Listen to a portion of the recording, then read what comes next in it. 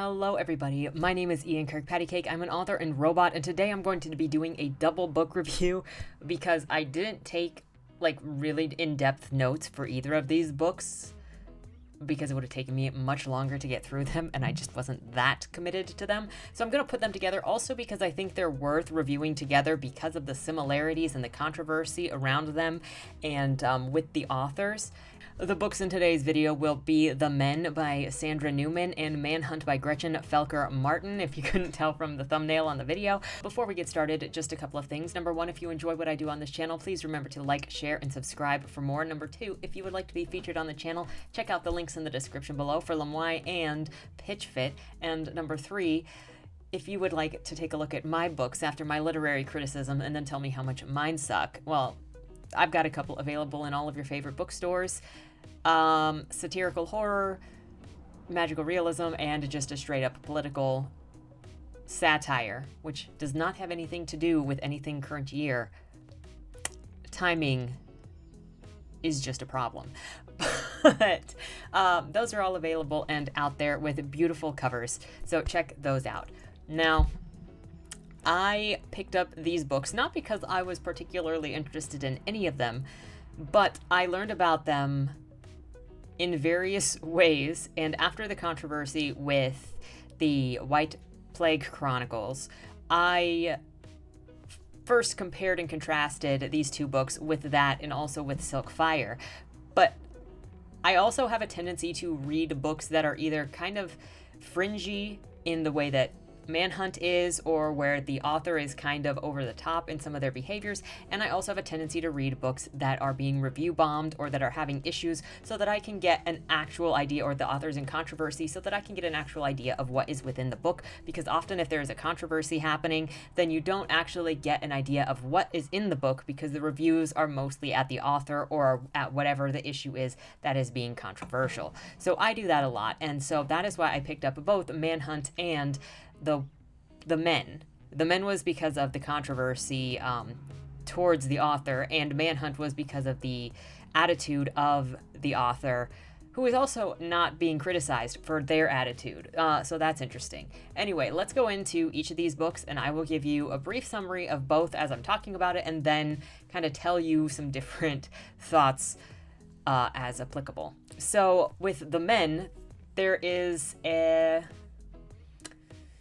some divine intervention, let's say, that takes everybody with a Y chromosome off the planet. That means all men, that means trans women, that means non-binary, that means anybody with an XXY, that means babies in the womb that have just barely gotten their Y. They are all just immaculately gone, and this just leaves the women on the planet to figure it out on their own. The main character of this book is Jane, who was groomed as a 16-year-old girl by her 30 years plus her senior music teacher, Elaine, who is a man, as much as that sounds like a woman's name, but it's A-L-A-I-N. Elaine groomed her to have sex in front of him so that he could jerk off, and as she got older, he still continued to hook her up with people to the point that she was then 20, 21, 22, and banging 13 and 14-year-old boys. At some point, he was caught. She was convicted as a child sex offender, but she was let off after she helped the police capture Elaine. This whole book is then her first discovering that her husband and child are gone while she's out on a camping trip. Then she returns to town after thinking that she can find the men there, and she sees what is just all women. She learns what is going on, and then she also sees this flyer in this cafeteria or a restaurant for the Campas, which is basically a communist troupe that she had joined when she was in college. And it is run by her ex-girlfriend or her quasi-ex-girlfriend, because she was married at the time, but they had a questionable relationship. And so she decides she's going to drive to California to go and meet with her ex-girlfriend, Evangeline. We're also introduced to 4 to 6 other random side characters who don't worry about it. None of them are important. They just get little blurbs in there, and at some point it felt like they were just inserted for diversity because they have no effect on the plot. They show up sporadically, and they don't really even interact with either of the main characters. They're barely there. So that doesn't matter.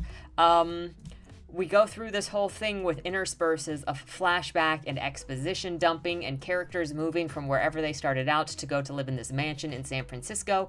And the main character, Jane, meets up with her ex-girlfriend, Evangeline, and they kind of live together, and Evangeline runs for office to try to take over using her communism.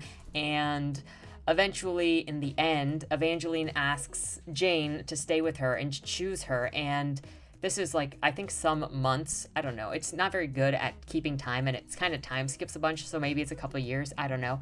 But after an amount of time, Evangeline says, choose me, stay with me, and let's basically take over this world and make it the better place that it's supposed to be, because this is all a utopia since men don't exist. And then Jane wakes up. So, yeah, this entire book ends with, you woke from a dream. I wish any of the negative or critical reviews mentioned that this was going to be, and it was all just a dream book, but none of them do. This is probably my biggest problem with all of you reviewers, aside from review bombing a book that you've never actually read. But the other thing is, because you've never read it, you can't actually warn potential readers or actual readers about sketchy stuff like, and it was all a dream. But not only is it all just a dream, it ends even worse than that, because it goes, it's all just a dream. She hears her husband and her child over there, her single-digit child. I can't remember if he's 4 or 7. And she goes, oh, I hate Leo, her husband, and even Benjamin, her small child. I can't go back to living the way that I did. So she had this dream of this society without men, where women were just running around naked, apparently, and she was having sex with her ex-girlfriend, communist, cop killer. And now she can't live with men, and she hates men. And that's where we end off. Sometimes I think those side characters of Alma, Blanca, Ruth, and Jiwan were only inserted in order to make this book not strictly about a cop-killing communist and a child sex offender. Because that's what it was. But, so that's the basic gist of the book.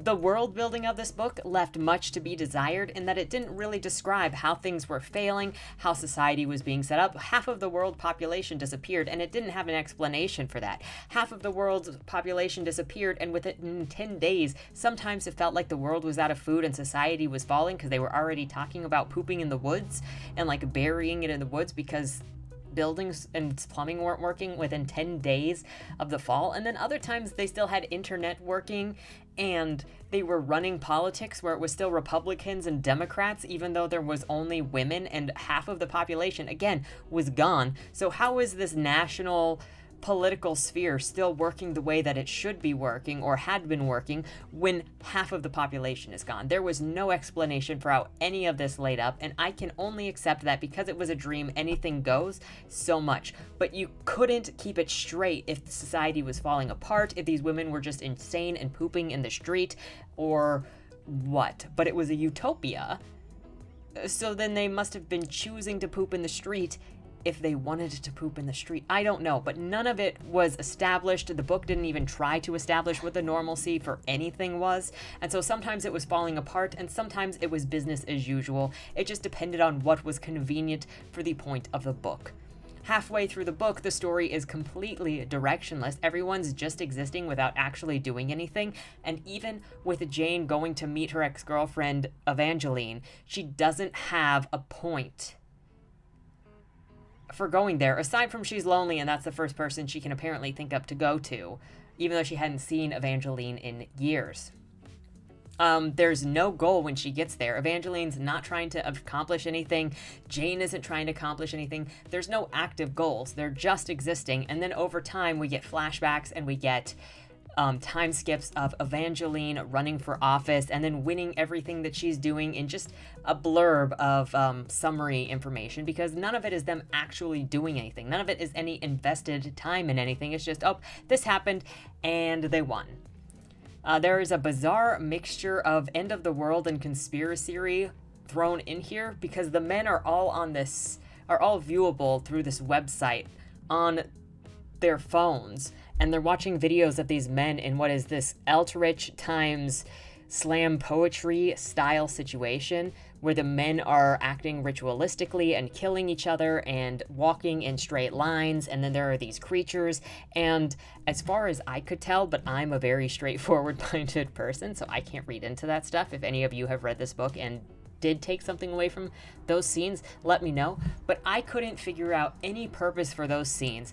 The breaks in the story where it was like, here is what's going on with the men, never actually equated into anything. And when this author actually talks about this book and says it's about these women trying to get the men back, I didn't really see any attempt to try to get the men back in here. There were references here and there of the girls wondered where the men were, but nobody was actively trying to do anything. And I think that's in part fault because there was so much just time skipping around where there was summary of things happening, but none of it was them trying to chase down what had happened to the men. Now, the biggest point of controversy for this book, if you go onto the page, is a bunch of people calling it transphobic, specifically because it's called The Men, and then even trans women and non-binary were taken away because they have the Y chromosome. So the fact that it at all recognizes that biology exists is what is getting it called transphobic. But inside of the book, it actually has the women questioning whether they should be calling it The Men, because it wasn't just men that disappeared. They also have moments where they curse whatever divinity took all of the Y chromosomes away, because they don't believe that the trans women should have gone with the men because they're not the same. So anybody calling this transphobic is either actually non-scientific, period, because they cannot acknowledge Y chromosomes, period, or they've got a bone to pick. Because originally I was told that people were not talking about the chromosomes when they were talking about gender. But now you have people jumping on others for talking specifically about chromosomes and understanding that a Y chromosome means assigned male at birth. So I don't know, but when there are so many legitimate criticisms of the book and you pick something like that because you don't want to read it and you've got some sort of political bone to pick, you hurt the writing community and the reading community and even your political sphere in so many different ways, because it's not a legitimate complaint. But, feel free to get mad at me for that, because I know somebody will.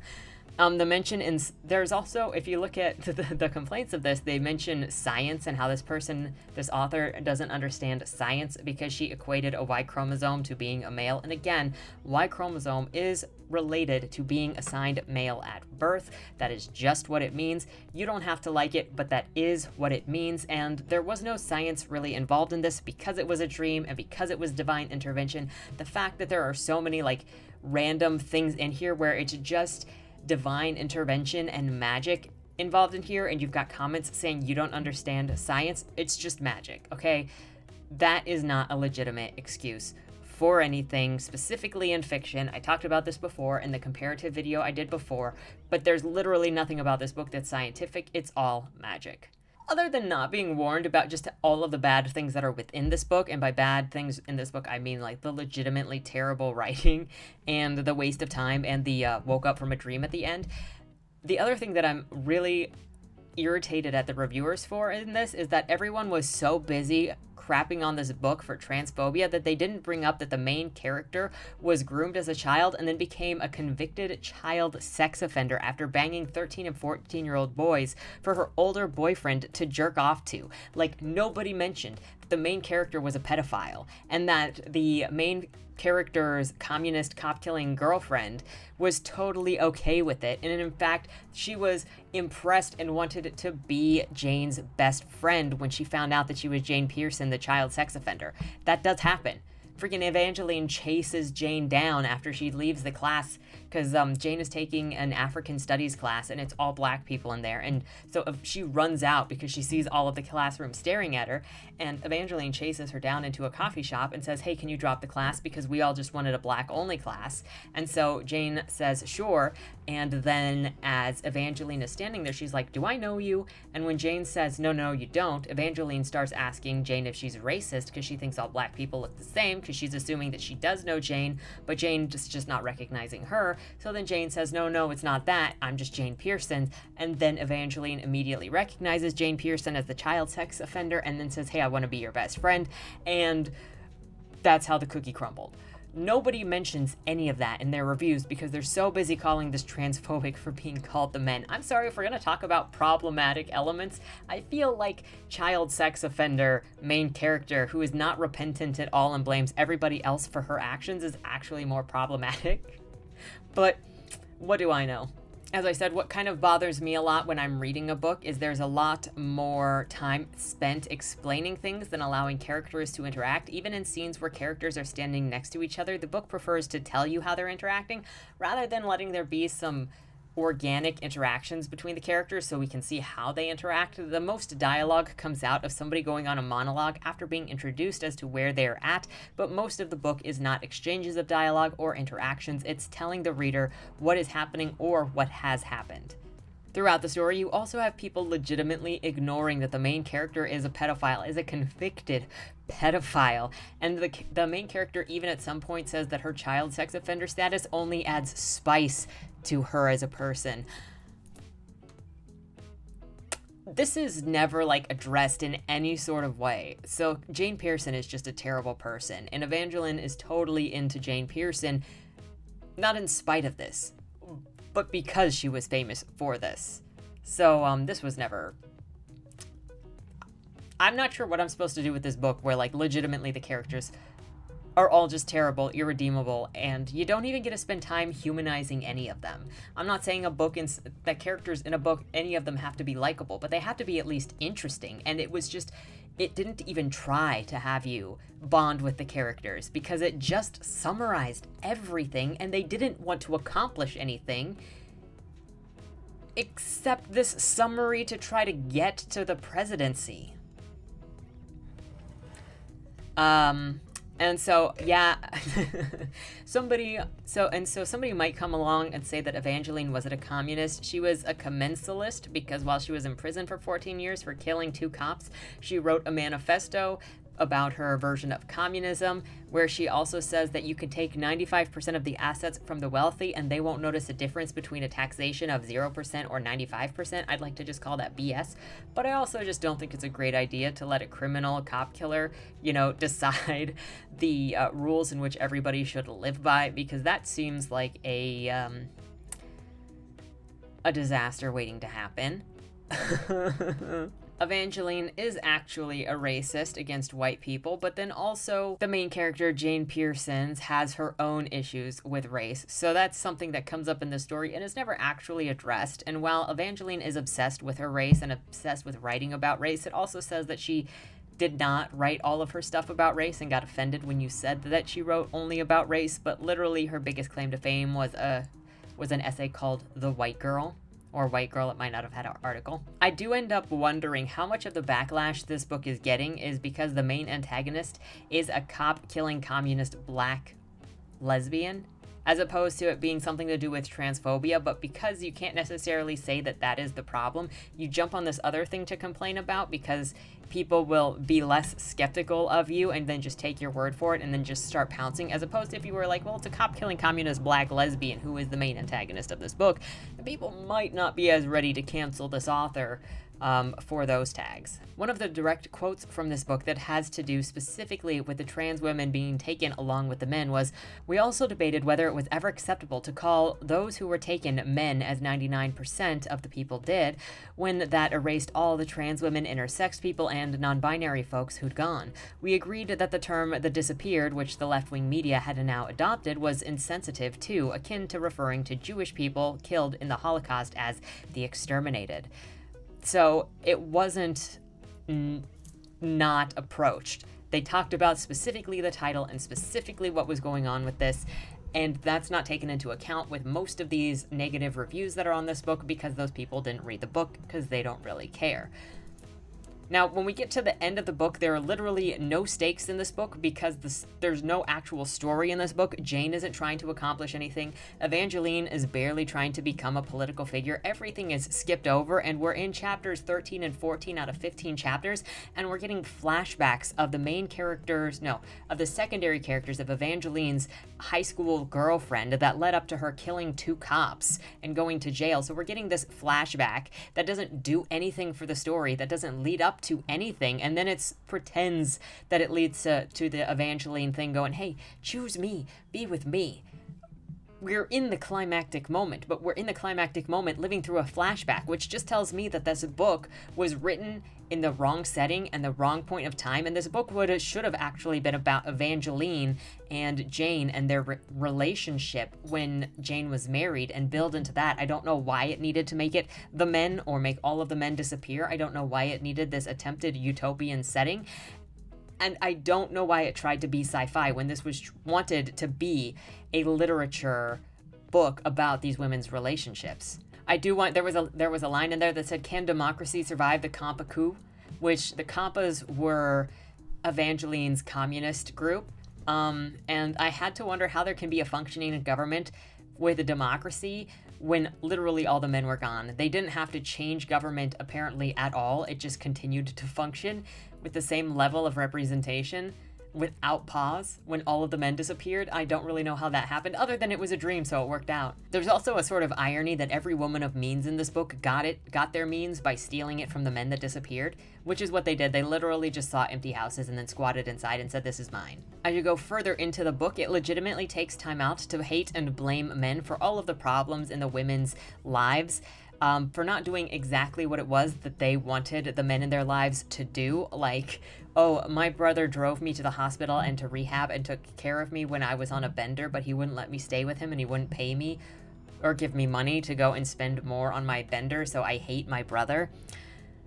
And there was a whole feeling bad for herself, Jane, when she was thinking about how her husband didn't protect her and her dad didn't protect her from her husband, stopping her from marrying him, and Elaine is to blame for her raping 13 and 14-year-old boys, and the teenage boys that she seduced when she was older than them were to blame, and none of these characters can take responsibility for themselves or their own actions, except for Evangeline. I'll give her that. She somewhat takes responsibility for her cop killing. She just thinks that she was totally justified in doing it. So there is that. But all of these characters end up hating men, and they believe that they are right in hating men, and that is like a book that is just laced with hatred is some of the hardest stuff for me to read, because it's so obvious that the author has issues that they're working through, and I don't actually like stuff that is just plain hatred. I don't even like when an author hates a single character in their own book, because that's hard to read. Think of an author hating like an entire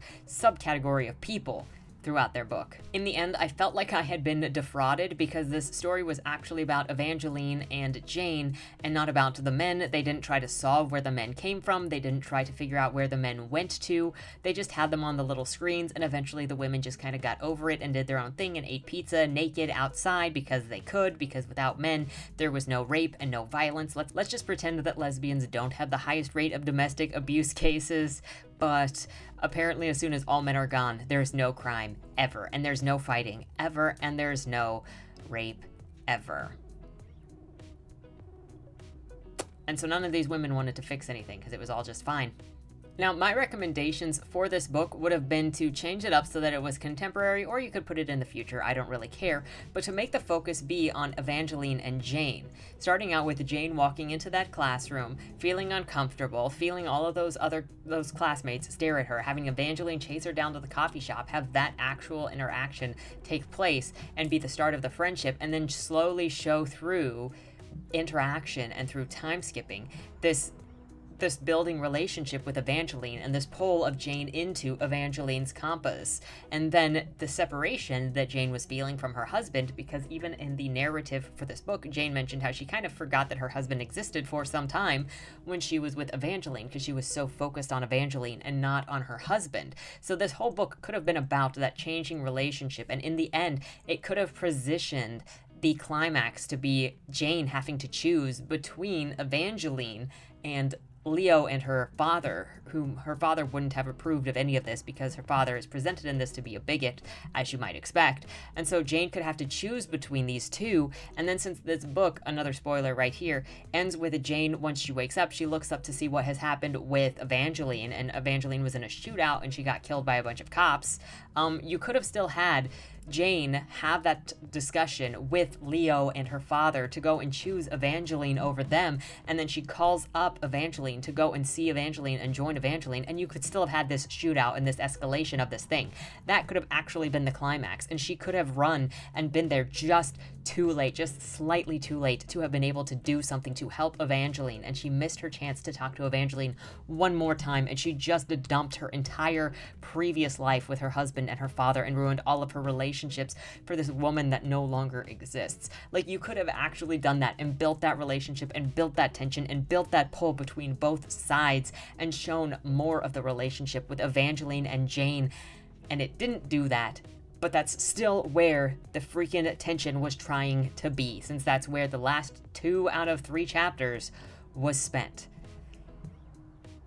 Final chapter, in case you were wondering, is after Jane wakes up from the dream and then she sees her husband and her child and whatnot. So the whole last chapter is just the denouement where she's awake. I can't believe that was that stupid book. And I am sorry for my my harsh language in referencing this book, but I think specifically that ending just really irritated me. What a waste of time. I know somebody spent their time writing this book too, and I am just irritated that it is this hatred thing, and it is also it's plotless, it is pointless, it is poorly constructed, and it's you wake from a dream and now I hate my family. I cannot deal with this crap. Okay, so moving on to Manhunt by Gretchen Felker-Martin. A basic plot line for this is that it follows trans women Beth and Fran as they navigate this post-apocalyptic world in which men have been turned into murderous rapists with pricked pricks, if you know what I mean, who have babies, who only desire to eat and rape women and have babies, and whose pricked pricks create cannibalistic babies that eat themselves out of their mother's wombs. Fran and Beth must maintain their lower levels of testosterone so they don't change into the beasts with all of the men. Meanwhile, their biggest adversaries are TERFs, as you might expect. And these are women that are so obsessed with being women that they tattoo XXs basically on their faces or on their arms, somewhere on their bodies, whatever, because you need to know that they are XX, not XYs, and that hunt trans women. So that's basically it. In this book suffers from a similar thing as the men, in that Fran and Beth don't actually have a goal. They're just kind of existing in this land, and that kind of makes it less compelling for me. I don't know how you guys feel about plotless books where it's just character is existing, character doesn't really want something or isn't trying to do something, they are just there. I think this book could have been much more pointed, at least, if the characters had been trying to get from where they were on the East Coast, which was like near Boston area, and if this had been basically an Oregon Trail style thing where they were going from Boston to California, because obviously California, there were more allies there, that they could remain safer from the TERFs, but then the TERFs were obviously trying to hunt all men to try to make sure that stuff stayed safe, or they were running into camps, like different kinds of danger throughout their path from the East Coast to the West Coast, because you could have had more than just the TERFs. You could have had multiple TERF camps that they ran into, multiple man-beast camps, and multiple problems throughout, including like mad scientist TERFs that wanted to use whatever it was keeping the trans women from becoming beasts to try to figure out how to fix men. Like, you could have had some mad scientist thing literally abduct one of or both of the trans women to try to start curing their men by doing experiments on the trans women, and then having to free from that. You could have had so much more fun with this while actually having Fran and Beth have a goal, but there was no goal in here. They couldn't do that. In fact, they said that they couldn't do that because Indy was too obese to make the path to the West Coast, which I also have a question is, how could Indy be so obese and so in bad health 3 years into this crazy thing when society has fallen? How is she getting all of that food to be that big? I feel like in a post-apocalyptic setting, you would be rationing food, which also means you would be dropping a lot of weight. So then she'd need some other problem. But I understand to some extent, or I assume to some extent, that this was done as a way to represent fat characters. So that was a political choice instead of a choice that makes sense. Getting into the critical responses that I haven't already mentioned, this is definitely a body horror book. It likes being gross and grotesque, and I think that that is just Gretchen Felker-Martin's MO or style of writing or choice of writing, because body horror and basically super gross horror is a legitimate genre. It's not one that I am interested in, but this book does go there. It is obsessed with bad smells, with bodily smells and BO and women bleeding. You know what I mean. This could be a satire. Sometimes it was hard not to take it in that way, and so I'm not entirely sure which all areas are supposed to be taken seriously in this, because some things are so extreme, but dystopia and satire are both very closely related. So sometimes it's hard to tell what the author wants you to take seriously and what not to take seriously. But for some examples, the trans women in this book are described pretty grotesquely, except for Fran, who I think is described as being the prettiest of the trans women that you run into. Beth is especially dumped on for being a box-shaped, horse-faced person who will never be seen as a real woman and never pass. The TERFs are so obsessed with their femaleness that they tattoo XX on their bodies, and the leader of the TERFs apparently carries a used tampon to raise in the air and crush in her hand while talking about female superiority, and the extremeness of men is obvious in that they are raping, murdering beasts. So that takes it to that extreme. There is a lot of women hatred in this book, like jealous of women from the perspective of a trans woman. One of them just straight up, Beth, straight up murders a woman out of jealousy, and then Beth also hits on a woman who gets uncomfortable and reports to a superior. That sort of suggested to me that Beth didn't understand the interactions that she was having with these other people or this other person, and that other person was completely uncomfortable, but Beth wasn't picking up on the signals that she needed to stop. And then there was some sexual harassment stuff that was pushed on, and Beth was gotten rid of. So there's that.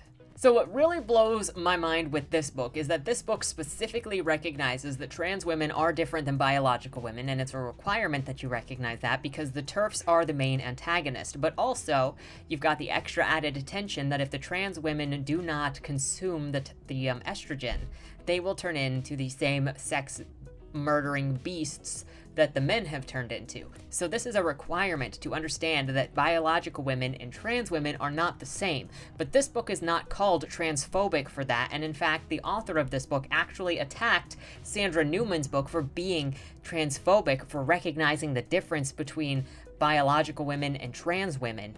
But this book does the same thing, and this author is not only accepted and praised for it, but made a call to arms against somebody else writing in a similar genre. I'm gonna have a hard time not thinking that there is something political behind this, but we'll get back to that. If any of you have any better idea as to where this antagonism comes from, let me know, but it feels like a competitive thing to me. It feels like a jealousy thing to me, and there's some level of woman hatred that comes out of listening to Gretchen interview and in reading Gretchen's work, but that could just be what I'm picking up. Let me know your thoughts if you've read Gretchen or watched any of Gretchen's interviews, because I would be interested in your perspectives. While talking about the TERFs, I also want to mention that it's kind of bizarre that the TERFs, while they hate the trans women and are actually supposedly hunting the trans women, they also have guards, armed guards, who are trans women called menards, and they are medicating everybody's sons in the camps with estrogen and cutting off their balls so they can't become monsters. So in all reality, they're creating trans women and eunuchs while also hunting trans women, and they're also hiring trans women, but if they're prostitute trans women, then they die. But otherwise, they'll give these buff trans women guns while also outwardly hating trans women. That's like setting you up to be killed by your own servants. So there really wasn't enough world building in this to justify that difference or to explain any of it. And a lot of it just felt like convenience for the dichotomy, but not explained to the reader. There was also this whole section in there where some of the women had kept their husband Mackenzie down in a basement somewhere as a monster beast that they were trying to fix and cure. But that plotline didn't go anywhere. It could have gone somewhere. That could have also been involved in whatever this stupid situation was that I was just talking about, where the trans women could have been abducted to try to extract from them some idea or way to revert the men back in order to save Mackenzie. Like, we could have had so many different ways for this book to go that would actually have woven these pieces together, but instead there's just a mishmash of things, of conflict that don't equate to anything, while these characters just float along through this constructed universe. So getting past the nonsensical plot, the writing style on a construction level was just difficult to read, sometimes with run-on sentences that were a paragraph long, and I'm not talking like 1 or 2 commas, I'm talking like half a page, not half a page, it's like a quarter of a page, where it's just so awkward to read. As an example, this is how it starts. Fran, squinting in the early afternoon glare, watched through her scratched binoculars as the man knelt to drink. The forest pool was dark and brackish, scummed with blooms of vibrant green algae. Skinny pines, bare-branched for a good 20 feet under the canopy of needles surrounded it. Skinny pines, bare-branched for a good 20 feet under the canopy of needles surrounded it. The frick is that sentence? The man's matted, filthy hair floated on the surface as he gulped down greedy mouthfuls, tilting his head back to swallow like an alligator horking down a fish. They had trouble with swallowing these things the plague had made out of anyone with enough testosterone in their system to put out a decent crop of back hair. Mostly they ripped their prey apart and gulped the meat down in chunks, or dug up grubs and beetles and whatever roots they could get their gnarly claws on. They'd eat pretty much anything if it came down to it. Fran had seen one choke on a tennis ball. Well, asked Beth, kneeling on Fran's right. Fran lowered the binoculars. He's alone. Can you one-shot him from here? Beth was already limbering her compound bow. 60 yards, she said quietly, smirking so that the scar on the right corner of her mouth drew taut and pulled at her bottom eyelid until a little crescent of wet pink showed under it. Which eye socket you want it through? Don't be a cunt, Fran hissed back. Just do it. Beth's smile widened as she knocked a carbon fiber arrow and drew the bow's full extension, the muscles in her long, thick arms standing out. She squinted along the arrow's shaft. Lick my taint, she whispered, and took the shot. Like, just the sentence structures and the style, and some of these don't make sense, and that's just in the beginning first couple of paragraphs. The last thing I want to discuss about this book in this section is the author's seemingly genuine hate of women, to the point that this author has weaponized not liking their book into a political issue. In an interview with Carmen Maria Machado, Gretchen said, "There are women who said that you should listen to the trans voices on this book, but it wasn't for me, and it felt kind of ugly." And Gretchen responds to some women not liking her book as, "It sounds like dog whistly to me." Dog whistly for what? White supremacy? So not liking your book is white supremacy, or some sort of adjacent issue. This politicization of liking or not liking someone's book is disgusting to me, and you prove to everyone that you're not an artist but a tyrant attempting to use people's empathy, compassion, and sensitivity, and even interest in your specific political issues as a means of astroturfing your book to the top and clamping down on criticisms, because criticisms of your book is apparently criticisms of a group of people, which are not the same thing. To say or imply that someone is some kind of a bad person or a phobe or an ist because they're not into your style of writing, or is a dog whistle covert kind of ist, is really disgusting and a misrepresentation of reality. Additionally, Gretchen flips off all dissenters and tells women if they found the book to be disgusting or violent towards women that they should get bent. She did so with flipping them the bird. She didn't specifically say that. She just said the only thing that she has to say to those women is, and then she flipped the bird. So, sure, the book hates on biological women, but that's just a you problem if you don't like bio women being hated on. And she says that if people approach this book feeling like it's physically dangerous, to take a seat and think about it. Now, I agree with her on this. If you approach a book and the ideas in a book and feel like that book is violent toward you for whatever reasons are within the book, definitely sit back and think about it, because I think any of these books with these transgressive ideas should exist. They have a right to exist, and we should be able to talk about those books in a meaningful and deep and compassionate way, whether we agree with the book or not, whether we think the book was well written or not, and whether the ideas presented in the book offend us or not. I think there is room for all of this, and I just hope that this standard is expressed across the board, even by Gretchen. I just have to kind of note that Gretchen didn't extend this courtesy to the men. If you go and look at her review of the men, it looks like Gretchen may have approached the men as if it was violent. Maybe Gretchen should sit back and think about why she felt like needing to attack the book The Men by Sandra Newman. Obviously, I'm not defending it because I liked it. I can't even tell you which of these two books I liked the least. They're bad for so many different reasons. But at least Gretchen's book did not end with "It was a dream." I can give it that. Now, my recommendations for this book I've already mentioned, but I'll be brief about it. Give the characters in this book an actual goal, like getting from Boston over to the West Coast, where maybe there is a camp, and they could even get to that side and there not actually be a camp there. It could have been taken over by turfs. It could have been destroyed. They could have just wasted their time and have to figure something else out and then start heading back east, because they do know people out east or in the Midwest that they met during their business and moving. So they're going to go back to those, and then they run into turfs, and that's eventually how they have that turf showdown, because the turfs had been tracking them, and then you have that headbutt because there wasn't actually people on the West Coast. That would have been interesting. Also would have been interesting if the person that had kept her husband in a cage underground was related to these scientists that then plucked up Beth or Fran or both to try and figure out a way to subtract what was keeping them human and inject that into her husband. That would have been an interesting place. I would have liked to see just more focus in this story to give the characters drive and motive and a chance to show a softness, period, because they were vicious the entire time. Everybody in this book sucked. These books have a couple of things in common, which I think might be a spot in which the controversies, specifically toward the men, started. What they have in common is something bad happens to all men. There is no continual building plot in either of these books. The main characters aren't actually doing anything in these books. We're just following them along in their goalless wonders.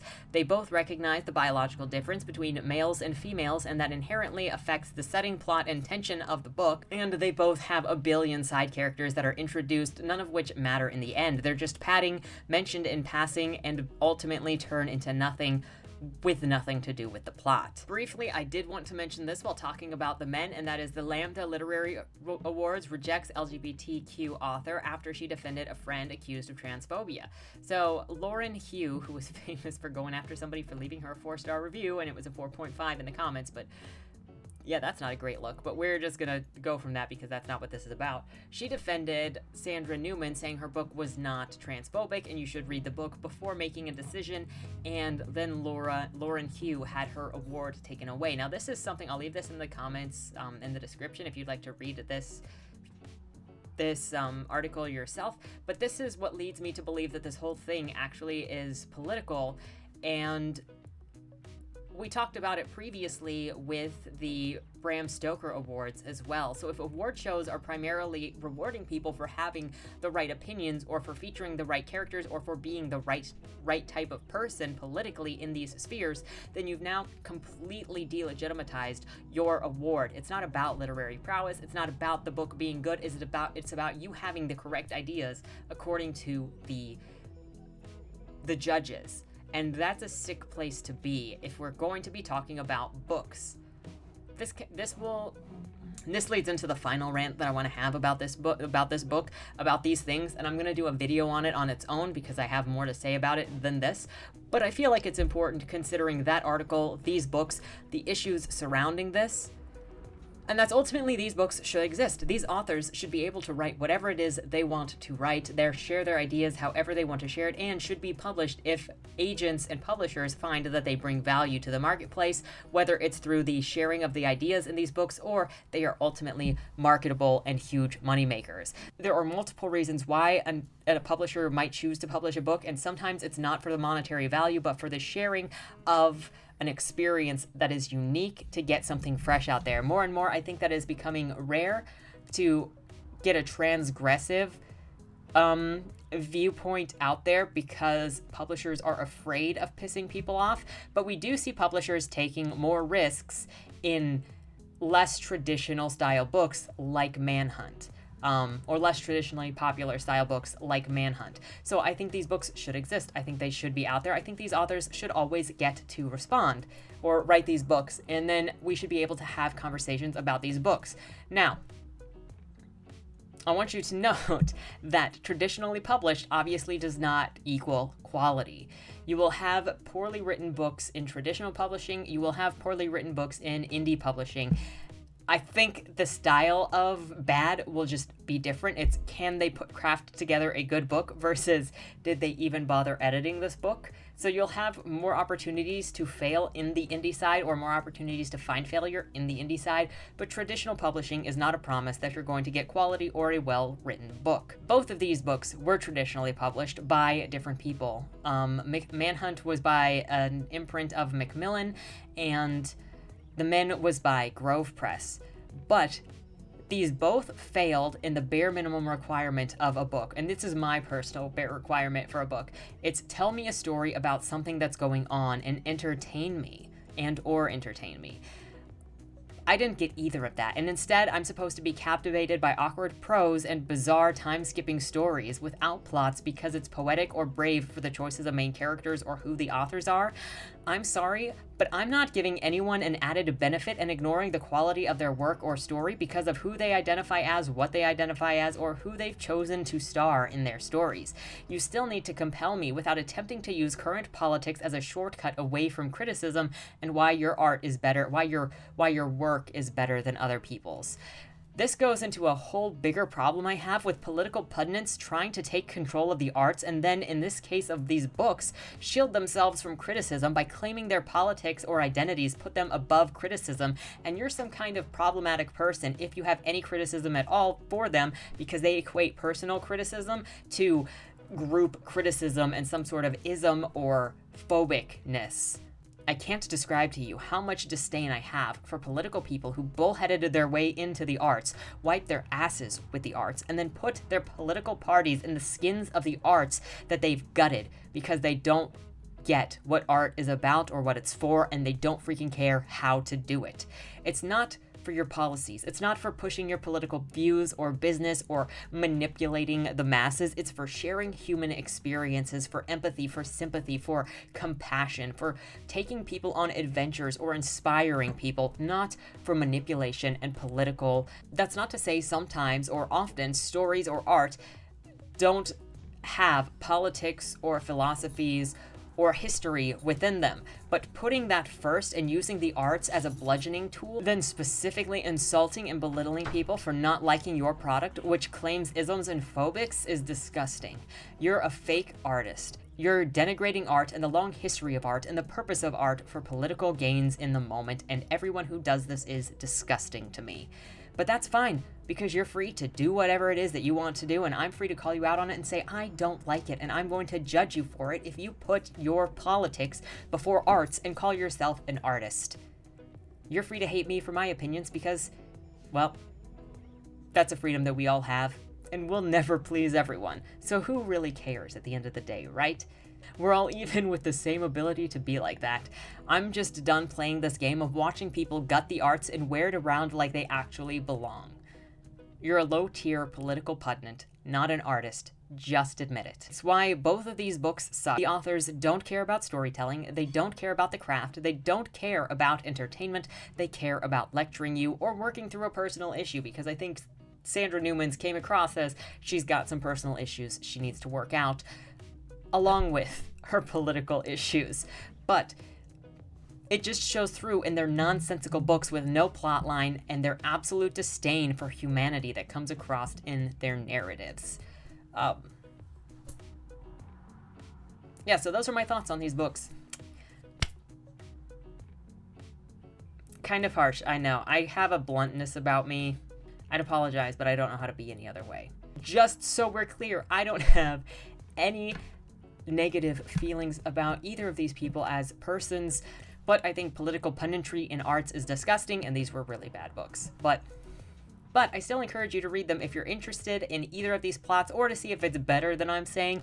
If I'm completely misrepresenting them, maybe you'll like them, or if they are as bad as I think. Because, I don't know about you, I obviously read books that I'm like, this is gonna be, I hate this, but I'm still gonna read it. So, I highly encourage that you read either of these books if you're interested in seeing what they're about, or if they play out the way that I describe them as playing out. I think that's it, so thank you so much for watching. Looking forward to your comments down below. Have a great weekend, and don't die. Was that Wayland Cross in the trunk? Do you know, or is that something that's still being figured out? The person in the trunk was not Wayland Cross. Is he in trouble? We don't know who did it, but as the owner of the car, the longer he's missing, the worse it looks for him. Cross isn't a killer.